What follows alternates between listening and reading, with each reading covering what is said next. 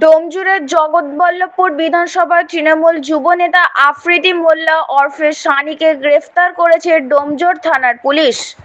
বুধবার তাকে হাওড়া আদালতে নিয়ে যাওয়ার সময় ডোমজুড় থানার সামনে বিক্ষোভ দেখান বিজেপি কর্মীরা।